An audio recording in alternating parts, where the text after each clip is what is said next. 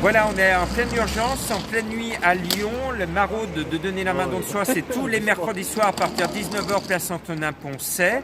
Et là, on va débriefer, vous allez voir un petit peu ce qui s'est passé ce soir, cette nuit.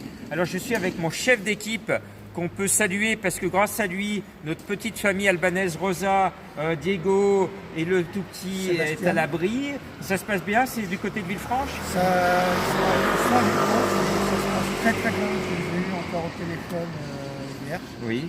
Si mes souvenirs sont bons, ouais. Hier, donc ouais, ils sont heureux, ils sont épanouis. Chauds. Ils sont au chaud, c'est le plus important. Après, c'est vrai qu'il leur manque un petit peu des choses, hein, Oui. comme un peu d'électroménager, Oui. des petits électroménagers, de la vaisselle, des choses comme ça. Mais on ne désespère pas, on va Bien. trouver. Et puis, si vous avez des petites choses à donner, appelez-nous. Et puis, ouais, Rosa, très bien. Et elle nous remercie encore, nous tous ceux qui sont Et toi, mobilisés. parce que franchement, Et 7 moi, mois de bénévolat. et moi, ouais, bien sûr. Moi, j'ai 7 mois. Tu 7 t'es mois battu.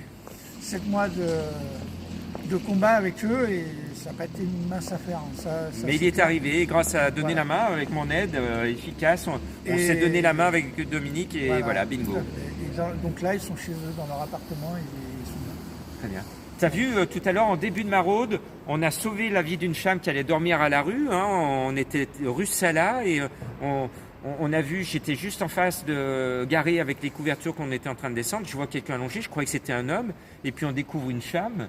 Et on a appelé le 115 et heureusement cette femme qui sort d'un hôpital avait sa place mais elle n'était pas en mesure de savoir qu'elle avait une place, elle savait pas où c'était, elle était en complète perdition. On a appelé le 115 et moi je savais que Dominique qui avait son camion qui nous aide toutes les semaines était là. Alors raconte-nous cette aventure, ça s'est bien fini? Ça s'est très bien passé, on a fait le trajet ensemble, on a pu discuter, on a pu établir un lien, se connaître un peu mieux et puis en arrivant là-bas, on a rencontré la personne qui avait en charge et puis on l'a laissée. Elle était très contente de pouvoir passer quelques nuits un peu au chaud et sortir un peu de la rue, le temps de se réchauffer un peu le cœur et le corps.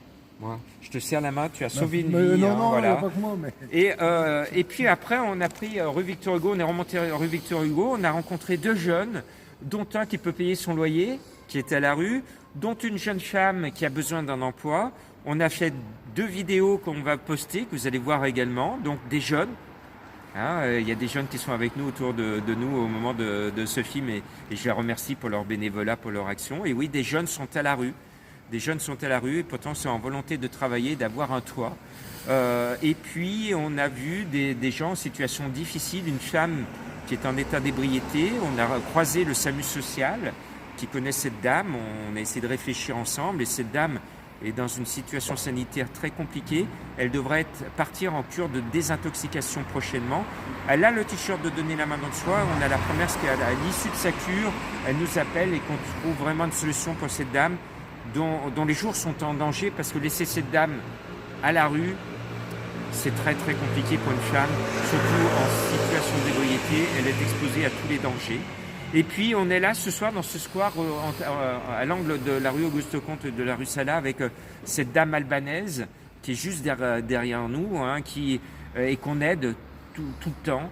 Et on a beaucoup souffert avec les étudiants la semaine dernière parce qu'on a essayé d'appeler d'autres étudiants au secours pour qu'elles prennent une douche. J'ai appelé en disant est-ce qu'elle pourrait prendre une douche et les étudiants nous ont répondu non, on peut pas, on est en colocation. Ah, bon. Et puis il y a une voisine là qui aide cette dame, elle nous a dit mais il y a un lieu d'accueil pour les sans-abri qui est pas très loin.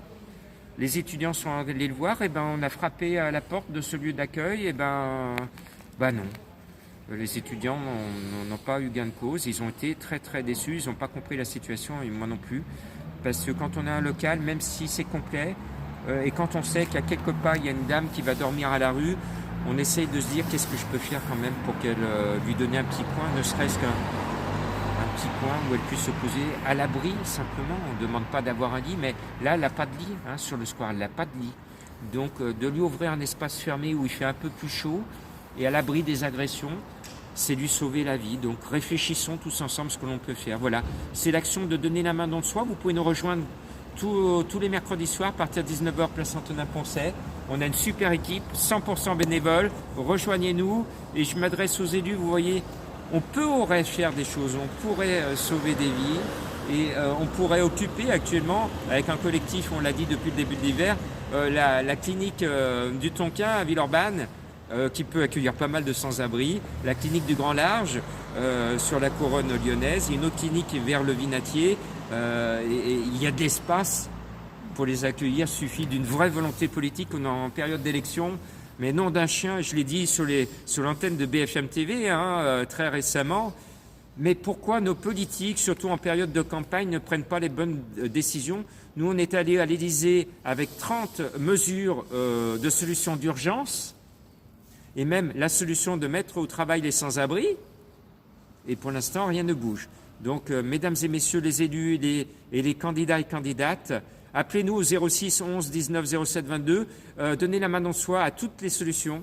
Il suffit que vous nous donniez les moyens de les appliquer et tout ira mieux et on ne croisera plus des dames comme ce soir à la rue.